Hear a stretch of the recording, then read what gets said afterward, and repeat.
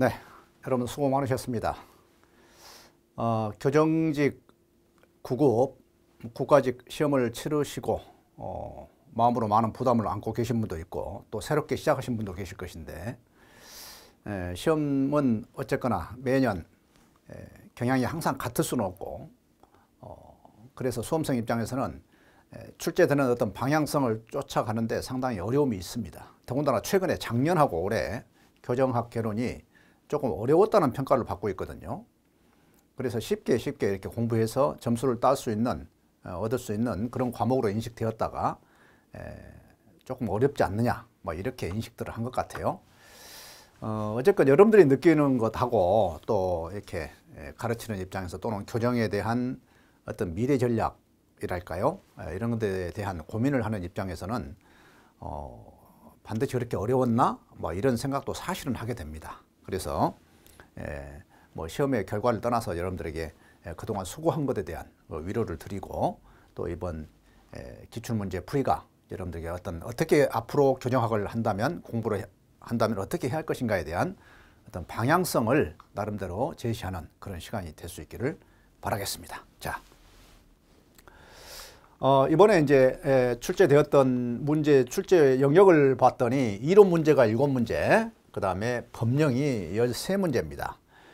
이론에서는 지역사회 교정이라고 해서요, 우리가 이제 시설 내 처우, 다시 말해서 교도소에서 수용하는 것을 우리는 시설 내 처우라고 얘기합니다. 그리고 밖에 민간에서 지역사회에서, 지역사회라고 하는 것은 사회 내를 의미합니다. 그런데 전에는 이렇게 사회 내라는 말을 썼는데 지금은 이제 지역사회 교정이라고 하는 어떠한 그냥 단순하게 보호관찰이 아니라 보호관찰보다는 조금 더 강화된 처벌들이 있고 또 교도소에 안에 있는 것보다는 조금 더 완화된 처우가 있고 그래요.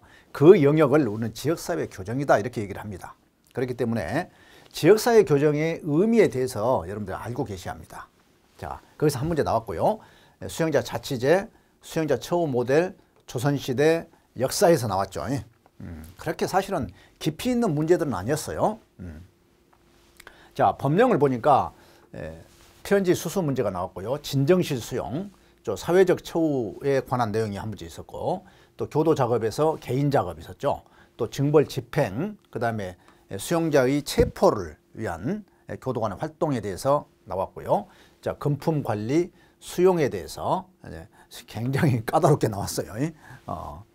돌려도 너무 강하게 돌린 것이 아닌가라는 생각이 들 정도로 자, 가석방, 민영교도소 이렇게 총 13문제가 10문제죠. 교정론에서 10문제 이렇게 출제가 됐습니다. 그 다음에 여러분들 아시다시피 교정학은 교정론하고 형사정책학이 한꺼번에 이제 함께 묶어져 있어요. 그래서 교정학을 공부하신 분들은 상당히 영역이 많습니다. 넓습니다. 그래서 이론으로는 형사정책 이론은 고전주의가 나왔고요. 신고전주의, 암수범죄, 뭐 신고전주의라고 하지만 사실 이것은 뭐 신고전주의, 뭐 그렇게 얘기해도 되죠. 일상활동이론, 그것이 현대적 고전주의의 하나의 유형으로 지금 또 피해자론에서도 이제 다루기도 하고요. 그래서 어디다 넣을 것인가는 뭐 명명을 하기 나름입니다. 어쨌건 이렇게 해서 3문제, 여기서 총 7문제. 그 다음에 형법, 형실효법, 실효에 관한 것이죠. 이것은 아마 형법에 나와 있는 형실효법이었어요. 그 다음에 소년보호사건, 이렇게 해서 3문제, 총 13문제가 나왔다. 사실은 분포도에 있어서는 크게 차이가 없습니다. 크게 뭐 변화가 없었던 것 같아요. 다만 조금 문제를 한번 꼬아볼까 이런 노력을 좀 했다는 징표들이 여기저기서 드러납니다. 다만 여러분들 조금 더 이제 이 같은 법령임에도 불구하고 약간 좀 뭐랄까요, 확장성이랄까요, 기존에 있었던 문제 유형이 뭐 특별한 보호라든가 권리라든가 수용자에 대해 우호적인 어떤 처우에 관한 것이 중심이었다면 이번에는 상당한 부분 이렇게 처벌에 관한 것들이 징벌, 체포, 수용 뭐 이런 내용들이 좀 많이 들어왔어요. 이렇게 그러니까 통상적으로 나오던 어떤 문제 영역에서 좀 확장되었다 이렇게 보시면 됩니다. 좋아요. 자, 그래서 제가 나름대로 최상급의 문제는 7번과 17번이었다. 그 다음에 상급은 3번과 19번이었다. 중급은 6번, 9번, 13번 정도였다. 이 정도로 봅니다. 그런데 과연 이것이 이렇게 구분하는 것이 맞는가에 대해서는 저는 사실 회의적이에요. 왜냐하면 사지선다형의 문제의 특성상 사실은 명확하게 여러분들이 4개 중에 하나만 정확히 알고 있으면 확률이 확 올라갑니다. 아무리 어렵게 내놔도요. 모든 지문을 다 꼴 수는 없잖아요. 4개 중에서. 자, 가면서 확인하겠습니다. 자, 출제 영역은 예년과 별다른 차이는 없었다. 다만 형사정책법령에서 보안처분 주요 5법이 모두 빠졌다. 우리 규정하겠어요. 이 제가 지금 보안처분 주요 5법이라고 명명을 해놨어요. 여러분들이 어떤 시험에 대한 범주가 있어야 한단 말이죠. 공부할 때. 소년 2법과 보안처분 5법이 있습니다. 자, 소년 2법은 소년법, 소년 원법. 다시 말해서 보호소년 등에 관한 처우에 관한 법률. 보안처분 5법은 보호관찰법, 치료감호법, 전자장치 부착법, 약물치료법, 이번에 나온 뭐예요? 스토킹 처벌법. 이것까지는 여러분들이 출제 범위를 정확히 공부를 해 주셔야 한다는 얘기입니다. 그래서 보안처분 주요 5법이라고 명명했고요. 형벌론 관련 법령 2문제와 소년보호처분 1문제만 출제됐습니다. 자, 아담 교정학과 형사정책으로 공부했다면 출제 영역은 벗어난 문제는 없었다. 이렇게 말씀을 드립니다.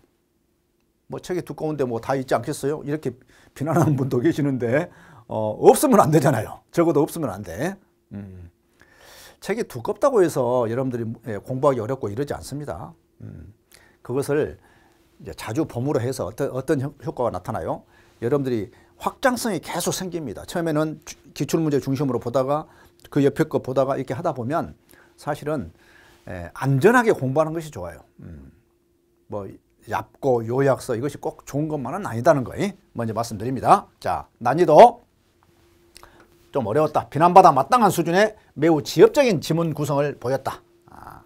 꼭 이렇게까지 했어야 하나 이렇게 생각이 들 정도로. 자, 이런 유형의 문제는 통상 변별력을 높이기 위한 승진시험에서 많이 이제 활용을 합니다. 사실은 승진시험 한번 문제 보세요. 대단히 어렵습니다. 이 현직자들이 워낙에 이제 전문성이 있으니까 그분들을 상대로 해서 변별력을 갖춘다는 건 쉬운 일이 아니거든요. 그래서 어쩔 수 없이 문제를 대단히 어렵게 내놓으려고 노력을 합니다. 그런데 그러한 형태가, 이런 형태의 문제가 이번에 공채 문제에 반영되었다 이렇게 볼 수가 있습니다. 그래서 여러분들은 훈련을 쌓을 때 단지 공채 문제만 열심히 보겠다 이러면 안 된다는 말이죠. 승진 문제도 공부해 놓으시고 이렇게 해서 공부해 놓고 직장에 들어가잖아요. 합격해서 가시면 또 승진시험 볼 때도 또 도움이 돼요. 이게 뭐 그냥 남의 일이 아닙니다. 그냥 뭐 지금 아껴둬야 할 공부가 아니야. 그래서 어쨌건 여러분들이 교정학은 그래도 전략 과목이기 때문에 전략 과목으로서의 어떤 효용성을 여러분들이 잘 활용하시라. 좀 공부 좀 조금만 더 하시면 돼요. 안 했잖아요. 안 했잖아. 교정학은 그냥 쉽게 해도 돼. 기출문제 좀 풀고 뭐 조금 뭐 법령만 좀 보고 가면 돼. 이렇게 생각했잖아요. 그걸 조금 더 하자는 말이지. 자, 그 다음에 강의 연계성이요. 제가 이제 강의하면서 뭐 100% 다 맞췄다고 이렇게 말씀드리긴 어려워요. 그러나 대부분의 내용들은 이렇게 여러분들이 이제 이해하고 소화해내는데 어려움이 없었을 것이다. 그래서 제가 볼 때는 90점 또 공부를 했다면 90점대를 맞을 수 있었지 않을까 이렇게 생각을 합니다. 물론 또 학습 배경에 따라서 내가 어떠한 전공을 하고 왔느냐, 또 내가 얼마나 했느냐, 얼마나 또 법령이나 또는 이런 데 친화력이 있느냐 다 달라요. 그래서 어떤 사람들은 쉽게 이렇게 교정학을 섭렵하는가 하면 어떤 분들은 상당히 시간이 필요로 하기도 합니다. 결국은 다 극복이 되긴 하지만, 그래서 감히 뭐 이런 얘기를 써서는 안 되는데 여러분들이 뭐 어떤 점수를 받았는데 어떻게 알겠어. 그래서 90점대 득점이 가능했을 것으로 가능했을 것으로 열심히 했다면 이렇게 그렇게. 자, 문제 하나하나 보겠습니다. 좀 빨리 볼게요. 여러분들이 뭐 공부를 하신 분들이 주로 이제 좀 뭐 보실 것 같고, 또 내년에 또 보려고 했더니 어떻게 문제가 출제됐지 이렇게 관심 갖는 분도 계실 것이고요.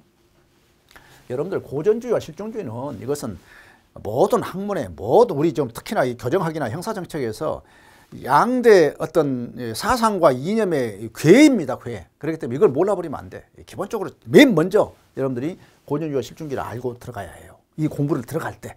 그래야 교정주의가 풀립니다. 그것까지 지금 설명을 곤란하지만 어쨌건 자, 고전주의는 형벌이 범죄 결과의 정도에 상응해야 한다. 사실은 응이니까 이게 응보죠. 사실은 응보예요. 응보의 바탕을 두고 뭐예요? 적절한 처벌을 해서 범죄를 예방하자고 하는 그런 사상을 갖고 있습니다. 자, 실존주의는 부정기형과 사회내 처우를 중요시했다. 좋아요. 왜 그럴까요? 실증주의는 사람을 고칠 수 있다는 거야. 예? 사람을 변화시킬 수 있다는 것이고, 고전주의는 아니다. 모든 사람은 똑같아. 자유의지가 있어. 그 사람이 한 행위에 대해서 도덕적 책임을 물어야 해. 뭐 이런 관점이 달라요. 우리가 마치 이제 뭐 지금 보수주의와 진보주의 간의 진영 간의 싸움이듯이 비슷해요. 그래서 이것이 어느 하나의 날개가 완전하지 않아. 고전주의 말도 맞는 것 같고 실증주의 말도 맞는 것 같아. 이 두 개의 날개가 같이 가는 거야. 그것이 중도예요. 그것이 가능해야 해. 여러분 마음속에도 공부하면서도 어떤 사회 현상을 보면서도. 자, 고전주의는 인간은 누구나 자유의지를 가졌다. 그래, 평등하고 범죄인이나 비범죄인이나 똑같다. 그래서 처벌도 똑같이 해야 한다. 쓸데없이 봐주고 하주고 하지 마라. 이런 얘기예요. 19세기 과학적 증거로 현상을 논증하려는 논증입니다.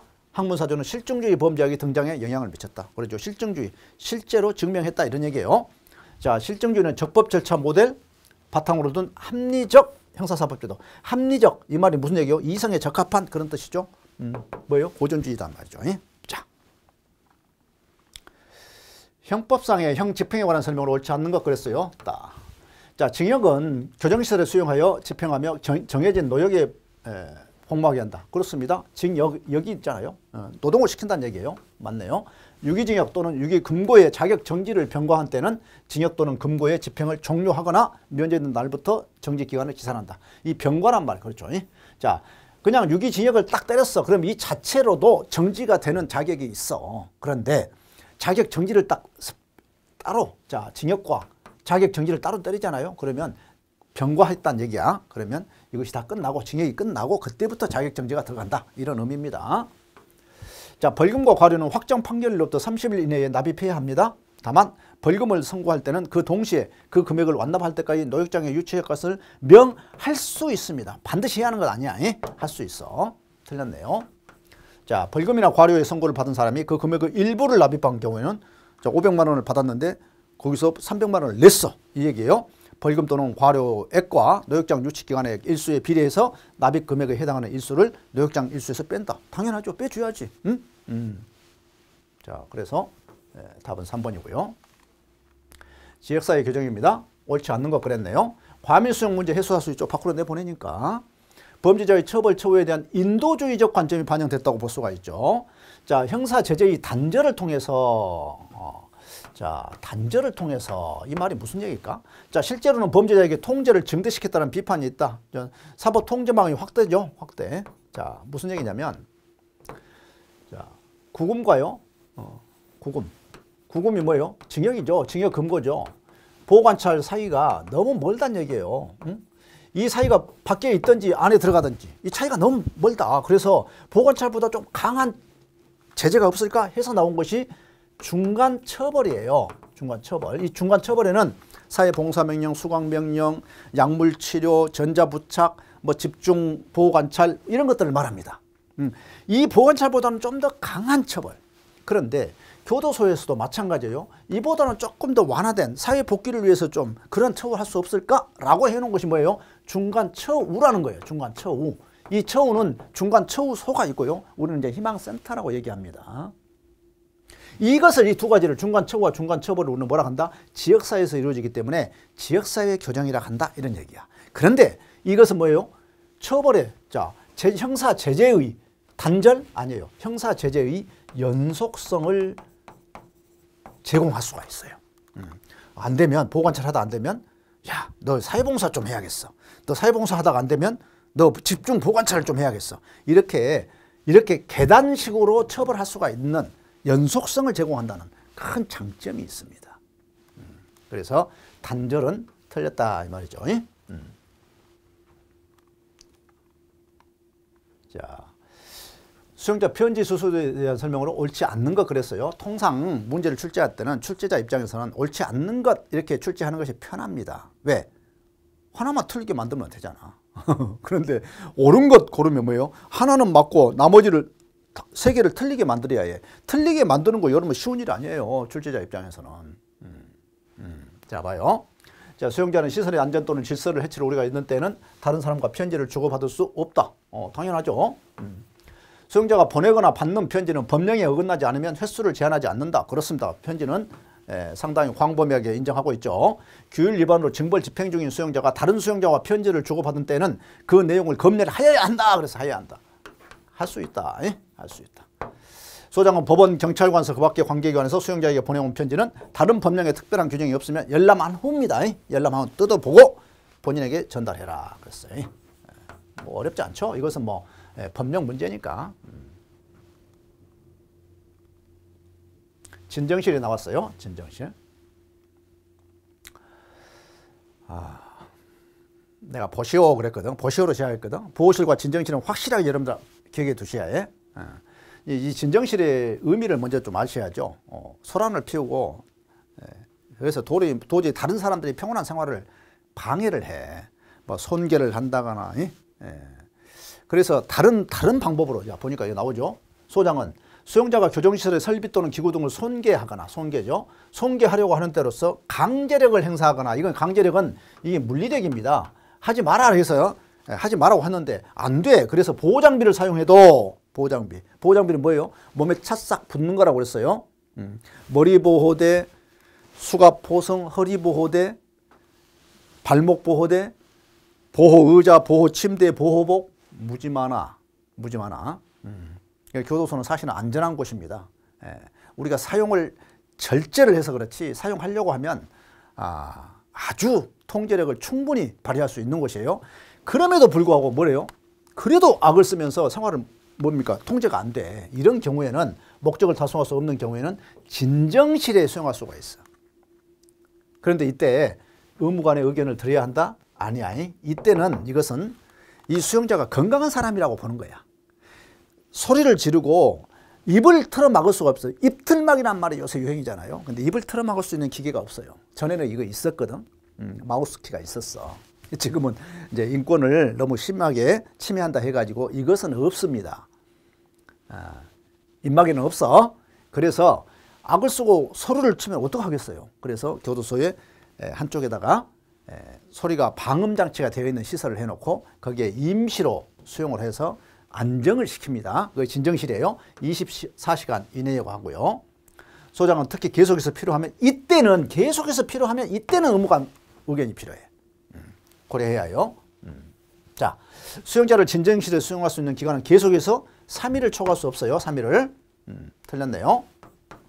소장은 수용자를 진정실에 수용하거나 수용 기간을 연장하는 경우는 그 사유를 가족에게 아니야. 본인에게 그 사유를 알려야 한다. 너 계속 시끄러워서 안 되겠다. 좀 더 있어라. 이런 얘기입니다. 자, 옳은 것은 그랬는데요. 다른 법률 뭐야 이거? 옳은 것은 그랬죠? 옳은 거. 이렇게 동그라미죠. 좋아요. 이 정도 문제는 어려운 문제 아니에요. 어려운 문제로 보시면 안 됩니다. 자, 6번 범죄학 이론입니다. 범죄가 발생하기 위해서는 최소한의 범죄 성향을 갖고 그 성향을 행동으로 표현할 능력을 가진 동기화된 범죄자. 기회가 되면 할 수 있어. 이런 사람을 말해요. 자, 이러한 범죄자에게 적당한 범죄 대상, 슈터블 타켓, 매력적인 거, 매력적인 거. 저거 내가 가져갈 수 되겠어. 저거 쓸만하네? 저거 쓸만하네. 어떤 사람이나 물체가 존재하고 범죄를 예방할 수 있는 감시 부재가 같은 시간과 공간에서 만날 때 범죄가 발생한다. 이 내용은 코엔과 패슨이 얘기를 합니다. 이 이론 이름이 뭐냐면 일상활동 이론이에요. 우리가 일상적으로 사실은 가해에 초점을 둔 게 아니라 피해자에게 초점을 둔 거예요. 어쩌면 범죄 피해자가 되지? 라는 관점에서 이 문제를 푼 거야. 그런데 전제가 뭐냐면 이거예요. 이거. 동기화된 범죄자. 모든 사람은 잠재적으로 범죄인이 될 수가 있어.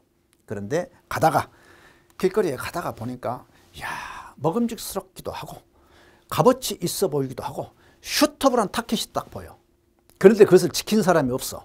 그러면 범죄를 하게 된다는 거야. 피해자가 될 수 있다는 거야. 그 내용을 설명하고 있는 범죄 이론입니다. 자, 그렇기 때문에 자, 뭐예요? 왜 이래? 그렇죠? 자, 그렇기 때문에 위에 올라갈 때 너무 올라간다? 보이죠? 좋아요. 이것은 합리적으로 선택합니다. 그 사람이 범죄자가 딱 보니까 먹음직스러운 것이 보여. 쓸만한 것이 보여. 그런데 이걸 가져가면 어떡하지?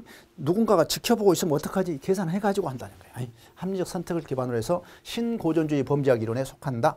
동기화된 범죄자로부터 범행 대상을 보호할 수 있는 수단인 가족이나 친구나 이웃 등의 부재는 감시 부재에 해당한다. 그렇습니다.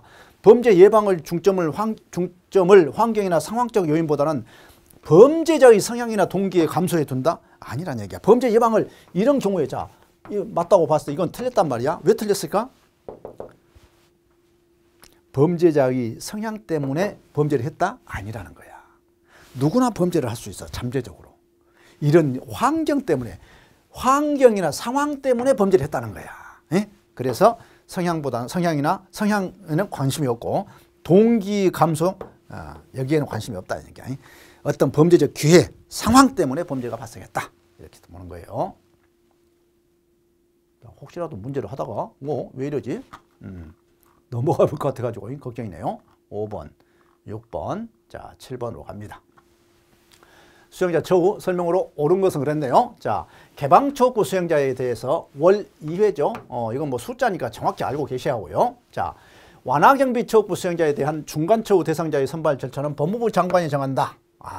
이건 잘 모르겠어요. 여러분들이 헷갈리죠? 자, 이것은 틀렸으니까 액수하고 소장은 처우를 위하여 특히 필요한 경우에는 일반 경비처우급 수용자에 대하여도 가족 만남을 할 행사 참여를 허가할 수 있다. 허가할 수 있다. 야, 처우를 위하여. 그래서 처우를 위하여. 중경비 처우급 수용자에 대해서는 교화 및 처우상 특히 필요한 경우 전화통화를 월 2회 이내에 허용할 수 있다. 그랬어. 자, 이것은요. 이건 정말로 이건 웬만해서는 맞추기 힘든 문제예요. 저도 사실은 이거 100% 맞았을까 싶어. 이건 나는 장담 못하겠어. 자, 봐요. 만약에 여러분들이 기출문제를 이제 아주 깊숙이 보면서 속달이 됐다면 이 지문이 눈에 딱 들어왔다면 이거 딱 동그라미 치면 돼요. 응? 되는데 나머지가 지금 너무 좀 구분이 안 돼. 이 교화를 위하여 또는 처우를 위하여 하는 내용이 있거든요. 우리 형집행법에. 이것을 구분하라고 나온 거. 이번에 처음으로 나온 문제야. 이것은. 앞으로 상당히 고민스러워. 그걸 정리를 한번 해드려야 할 것 같아. 자, 중경비 수용자에게 교화 및 아니고요. 처우상 특히 필요한 경우 전화통화를 2회 이내 허용할 수 있다. 이 7번 문제는 여러분들이 던져야 해. 던져도 괜찮아. 이 정도는. 좋아요. 앞으로 이제 이런 유형의 문제들이 아킬레스건으로 하나씩 나올 것이다. 이렇게 보면 되겠어요. 옳지 않는 거. 자, 벌금형을 받은 사람이 자격정지 이상의 형을 받지 아니하고 그 형의 집행을 종료한 날부터 2년이 경과한 때는 형을 실효된다. 좋아요. 실효입니다. 자격정지 선고를 받은 자가 피해자의 손해를 보상하고 자격정지 이상의 형을 받음이 없이 정지기간의 2분의 1을 경과한 때는 본인 또는 검사의 신청에 의하여 법원은 자격의 회복을 선고할 수 있다. 좋아요. 징역 5년의 형의 집행을 종료한 사람이 자, 징역 5년입니다. 자, 형의 실효를 받기 위해서는 피해자의 손해를 보상하고 자격정지 이상의 형을 받음이 없이 7년을 경과한 후에 해당 사건에 관한 기록이 보관되고 있는 법원에다가 이 형의 실효는 법원에서 합니다.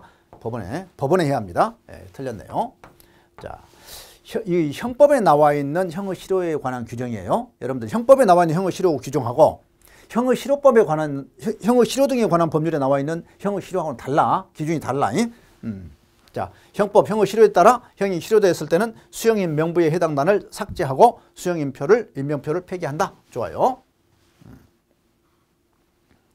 자, 암수범죄가 나왔습니다. 옳은 것만을 모두 고르면 암수범죄 여러분들 통계의 중요성을 누누이 강조했으니까 우리가 범죄 현상을 알기 위해서는 범죄 통계가 매우 중요하다. 그 기준이 만약 흔들려버리면 범죄 현상을 제대로 파악할 수 없기 때문에 제대로 된 범죄 예방정책, 형사정책을 펼칠 수 없다 얘기를 했단 말이죠. 그래서 암수범죄를 찾기 위한 노력을 많이 하고 있다. 자, 그런데 암수범죄로 인한 문제는 범죄 통계학이 도입된 초기부터 깨뜰레 등에 의해서 지적되었다. 그렇습니다. 그런데 이 깨뜰레는 뭐라고 얘기하냐면 암수범죄 그거 그렇게 중요하지 않다. 통계학자예요. 이 사람은. 통계로 깨뚫어봤어. 사회현상을. 그런데 암수범죄는 야 모든 범죄가 그러면 통계에 다 잡혔냐? 이렇게 물어보니까 깨뜰레가 잡히지 않지. 잡히지 않는 거 있어. 그런데 그것은 큰 문제 되지 않아. 왜? 정비례 관계에 있어. 통계에 잡혀있는 것이 100건이라면 잡히지 않는 것은 10% 정도 딱 있어. 그러니까 100건이 있으면 110건. 200건이 있으면 220건 이렇게 생각하면 돼. 정비례야. 이렇게 얘기했다니까. 문제가 되지는 않아. 그런데 관심은 가졌어. 자, 절대적 암수범죄는 뭐냐 했더니 수사기관에 인지되었다? 인지 자체가 안 된 거야. 아예 몰라. 성매매 범죄.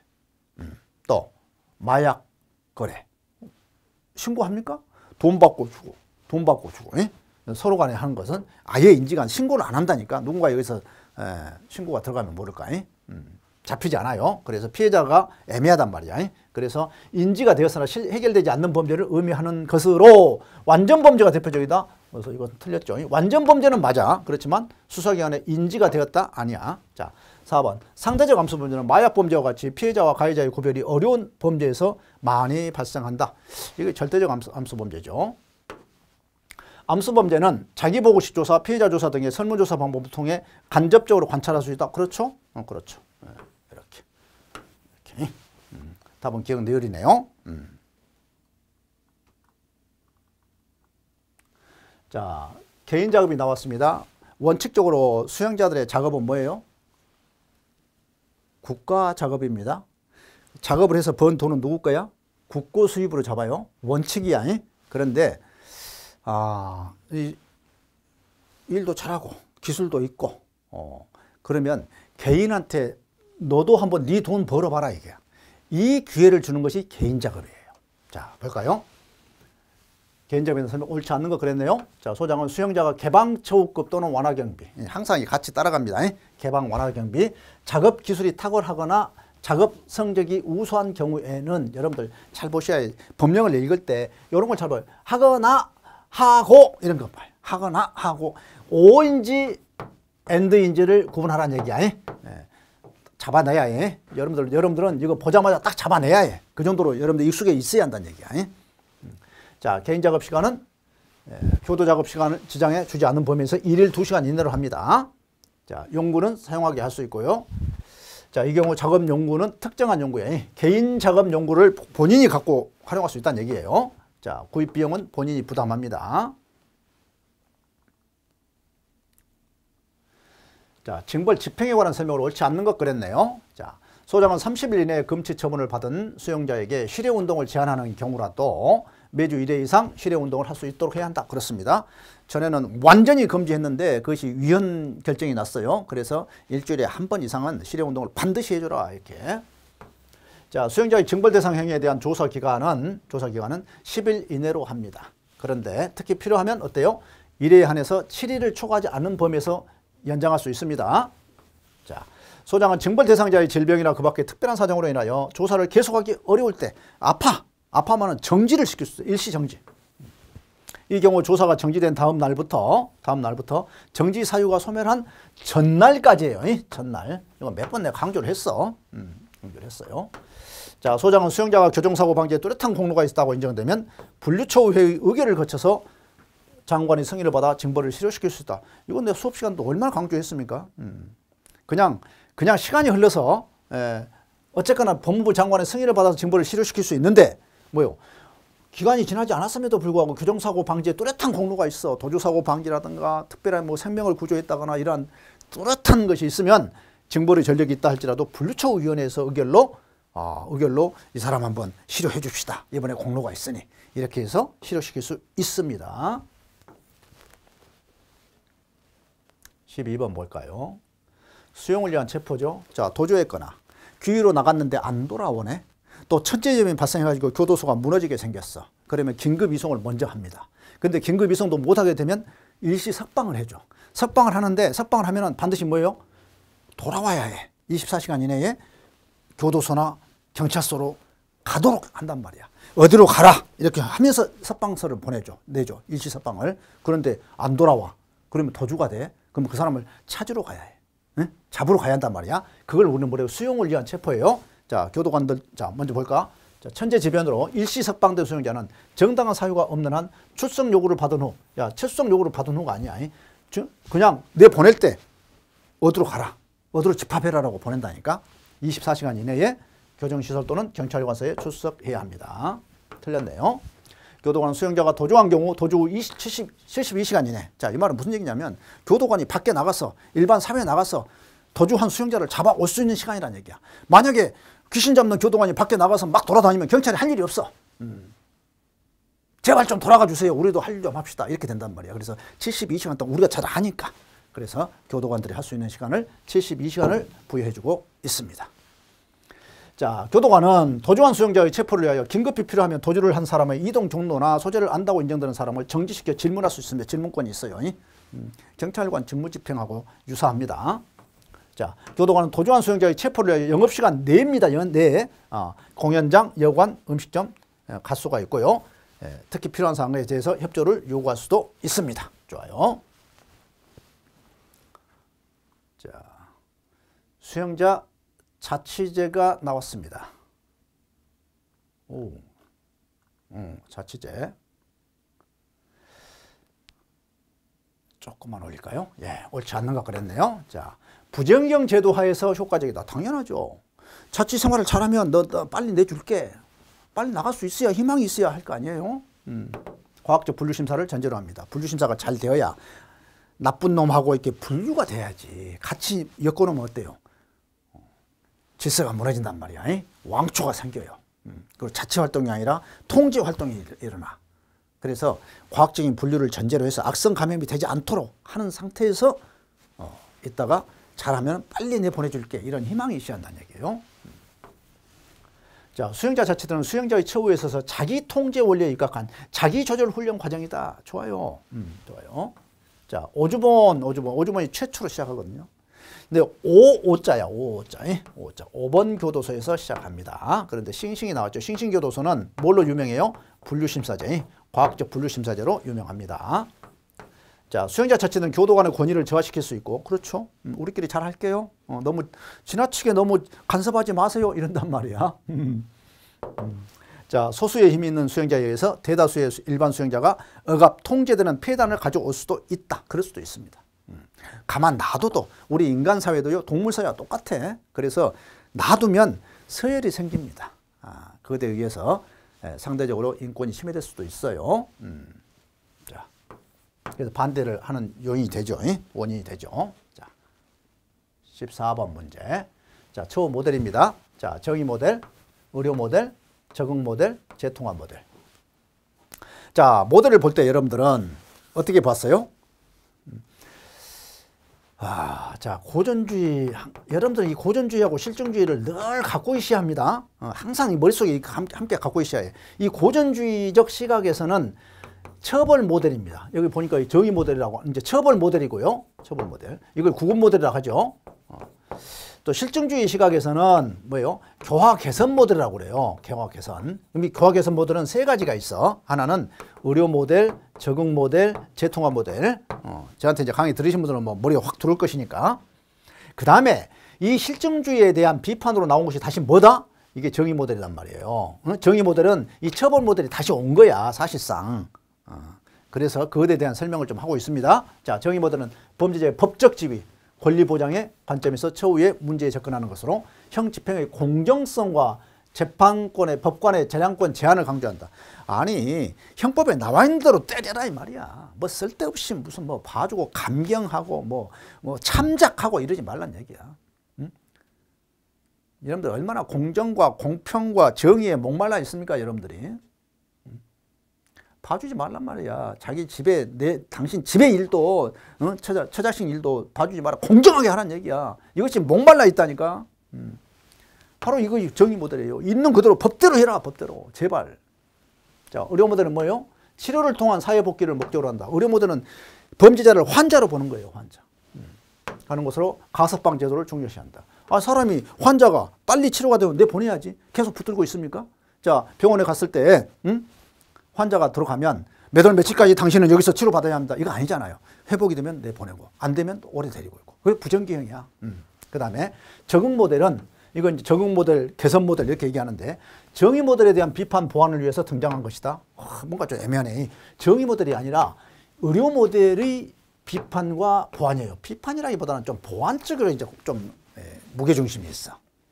환자는 환자야. 이 적응 모델을 봤을 때도 범죄자는 환자는 환자야. 그런데 이 환자가 본인이 이 병을 이겨내고자 하는 의지와 이겨내는데 책임이 있다고 보는 거야. 책임이 있는 존재. 본인한테 이 개선에 대한 의지가 필요하고 충분히 네가 알아서 개선할 수 있다. 그런 존재로 보는 거예요. 이 의료 모델은 완전히 피동체야. 응? 객체란 말이야. 너는 가만히 있어. 내가 해줄게. 교도관이 내가 할게. 메스 돼가지고 막 개복수술을 내 마음대로 한다니까.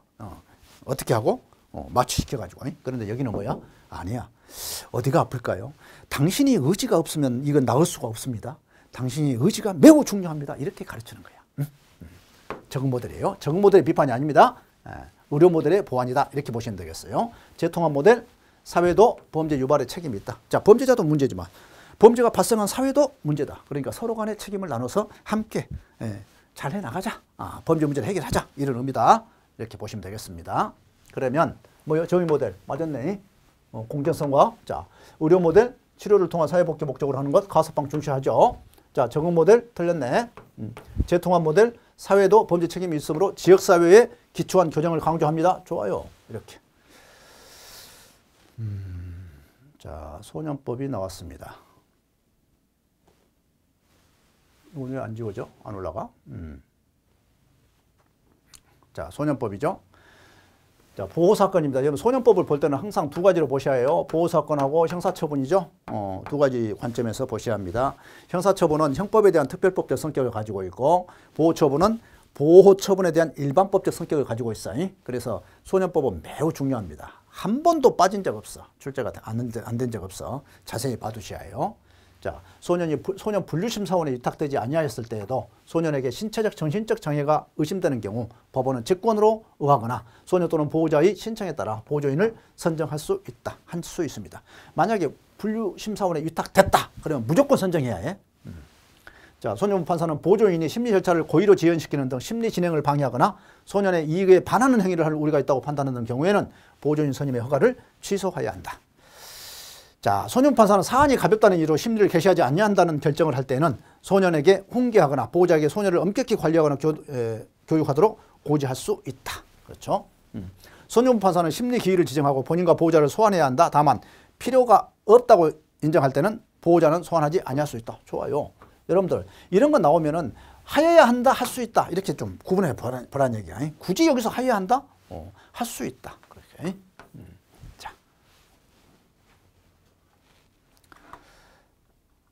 갑니다.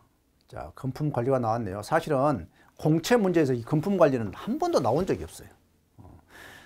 승진 문제에서는 늘 나옵니다. 문제도 많을 뿐만 아니라 또 교정학 법령에서만 나오기 때문에 승진 문제에서는 안 나올 수가 없어. 그런데 공채 문제에서는 이거 안 다루거든, 그동안에. 왜?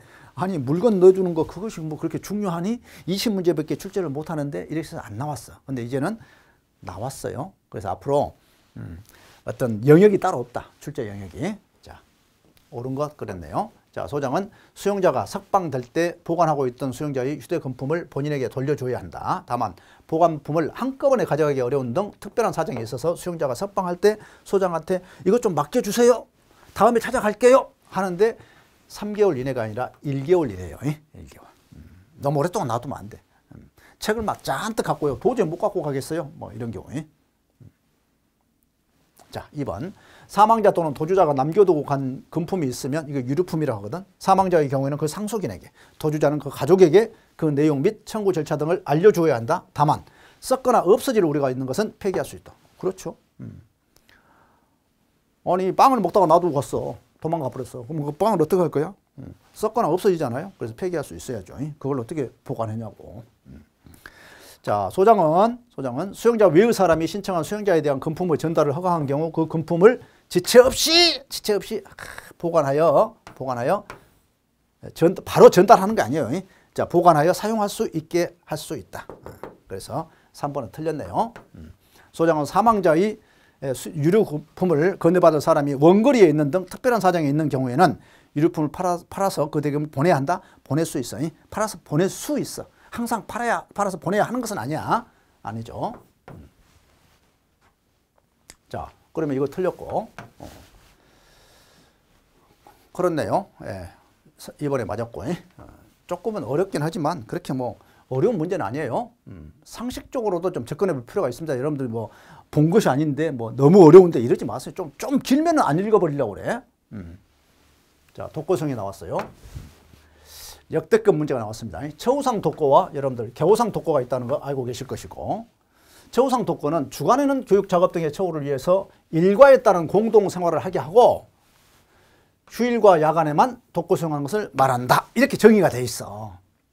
그런데 이게 휴일이 아니고 휴업이라는 거야. 휴업일. 휴업일이 일하지 않는 날. 일할 때는 일해야지 이런 얘기야. 응? 처우상 독고에서 맞는 것 같다. 나도 이거 가지고 고민을 좀 해봤거든. 휴업일과 휴일은 어떻게 다르지? 사실은 한 사람이 그 사람이 휴일날도 일하는 사람이 있잖아. 일하지 않는 날이라고 휴업일. 이렇게 명확하게 조문을 좀 읽어줄 수 없니? 라고 물어본 거야. 그런데 이건 좀 너무 좀 심했다. 출제한 사람도 좀 대단한 집중력을 갖고 출제한 것 같아. 한편으로 칭찬해주고 싶고요. 자, 겨우상 독고 수용이란 사람의 생명, 신체의 보호 또는 교정시설의 안전과 질서를 유지하기 위해서 항상 독고합니다. 이 사람들은 위험한 사람이란 얘기야. 다른 수용자와 접촉을 금지하는 것을 말한다. 다만 수사, 재판, 휴례, 운동, 목욕, 접견, 진료 등을 위해서 필요한 경우에는 그러하지 아니하다. 자, 겨우상 독고자를 수시로 이제 겨우상 독고자는 신체적으로나 정신적으로 문제가 일으킬 가능성이 큰 사람들이야. 이 처우상 독고는 사실상 혜택이란 말이에요. 네? 혜택이야. 한마디로 오피스텔을 하나 준 것이나 똑같아. 그런데 이 겨우상 독고는 위험하니까 한 방에 넣는 거예요. 위험하니까. 언제 누구를 또 치받을지 모르니까. 성격이 그렇다는 거. 그래서 수시로 시찰해서 건강상 또는 교화상 이상이 있는지를 봐야 하고 살펴야 하고, 시찰 결과 겨우상 독고자가 건강상 문제가 있으면 누구한테? 의사한테. 교화상 문제가 있으면 소장에게 지체 없이 보고해야 한다. 자, 소장은 계속해서 독고 수용하는 것이 건강상 또는 교화상 해롭다고 인정하면 즉시 중단해야 한다. 당연하죠. 그래서 일본에서 아무리 봐도 틀린 것이 안 보인다 했을 거란 말이야. 그런데 너무 좀 아쉬워요. 좀 야박해. 출제자한테 좀 그런 생각이 듭니다. 어쨌건 이런 문제가 하나 나왔어요. 뭐 다 문제가 이렇게 나온 것은 아니니까. 자, 18번 문제입니다. 가석방이죠. 옳지 않는 것. 자, 교정성적이 우수하고 뉘우치는 빛이 뚜렷하여 재범의 위험성이 없다고 인정하는 경우에는 분류처우위원회의 의결을 거쳐 가석방 적격 심사 신청 대상자를 선정한다. 신청 대상자예요. 자, 가석방 적격자입니다. 신청을 올릴 사람을 선정한단 말이야. 선정한다. 좋아요. 가석방 적격 심사 신청을 위한 사전 조사에서 신원에 관한 사항이에요. 주소가 어딘지, 이 사람 키는 얼마인지, 뭐 이런 것들, 기본적인 것들이 이것은 오자마자 사실 바로 하죠. 그런데 그래서 가장 빠른 시간에 합니다. 1개월 이내에 하도록 되어 있어요. 그래서 틀렸네요. 자, 적격 심사 신청을 위해서 사전 조사한 사항을 매월 분류처우위원회 회의의 개최일 전날까지 분류처우 심사표에 기록해야 하고, 이 심사표는 장관이 정합니다. 가석방이 허가되지 아니한 수용자에 대하여 그 후에 가석방을 허가하는 것이 적당하다고 인정한 경우에는 다시 가석방 적격 심사 신청을 할 수 있습니다. 한 번 했다고 해서 그 다음에 일정의 기간 동안 안 되는 게 아니야.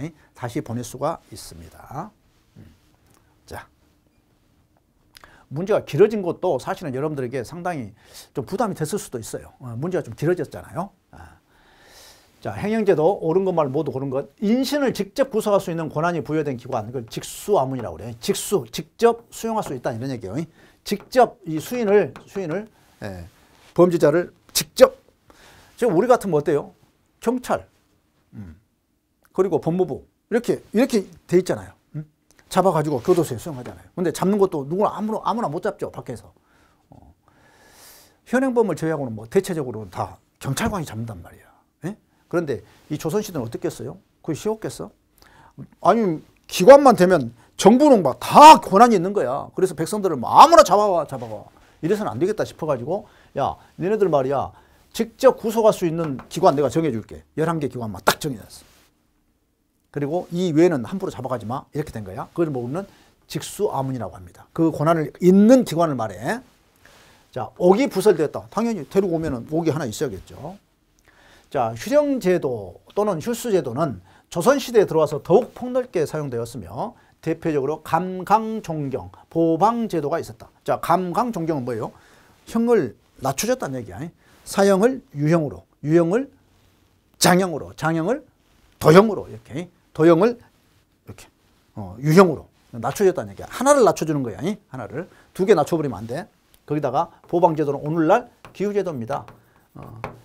농번기가 왔어. 밖에서 막 일이 많대. 그러면 야 가서 일하고 와라. 이렇게 보내준 거야. 보방제도. 어머님이 돌아가셨어요. 가서 장례 치르고 와라. 기후제도예요.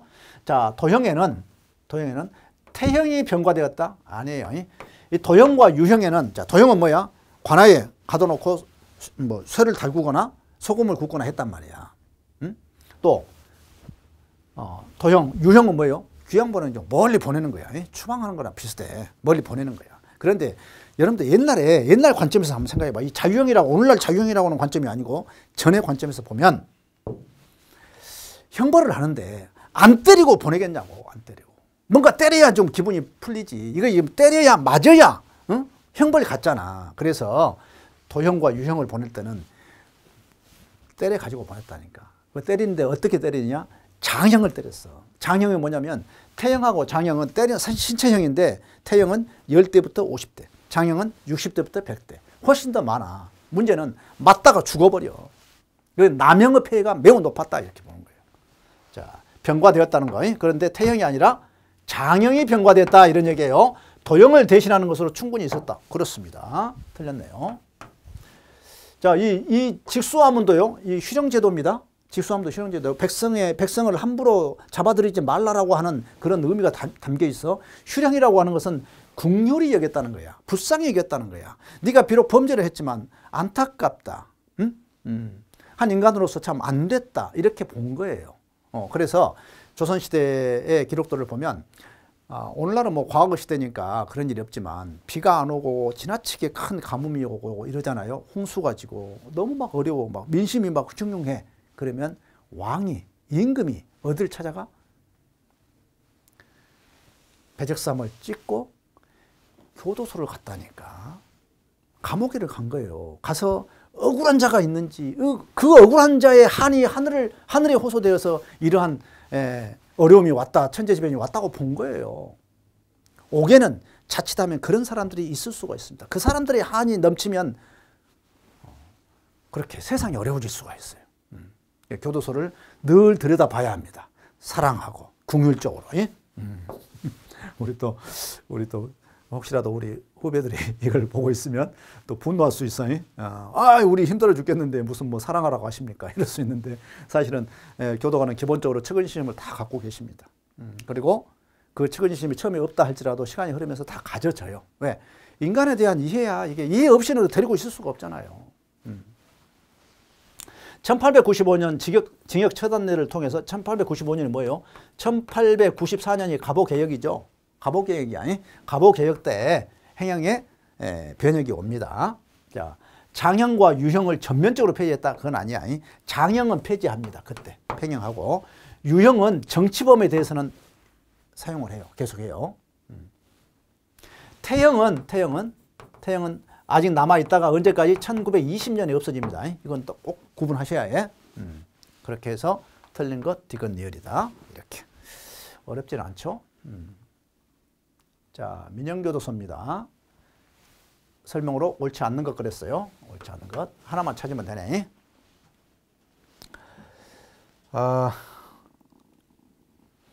여러분들은 이거 딱 읽고 나서 앞뒤 볼 것도 없어. 여러분들 뭐 조정본부장 이렇게 나오잖아요. 조정본부장 또는 범죄예방정책국장 이렇게 나오잖아. 그건 무조건 아니야. 그거. 왜냐하면 행정청이라고 하는 것은 본인의 의사를 그 행정청의 의사 표현이 권위가 있는 것이야. 행정청을 통해서만 의사 표현을 할 수가 있어. 자, 그러면 행정청이 뭐냐? 법무부. 자, 법무부 장관이 법무부의 행정청이에요. 자, 그 다음에 밑에는 뭐가 있어? 지방교정청장이 있죠. 지방교정청장이 행정청이야. 자, 교도소장이 있죠. 교도소장이 행정청이야. 자, 법무부 장관 밑에가 뭐가 있냐면 실국본부라는 게 있어.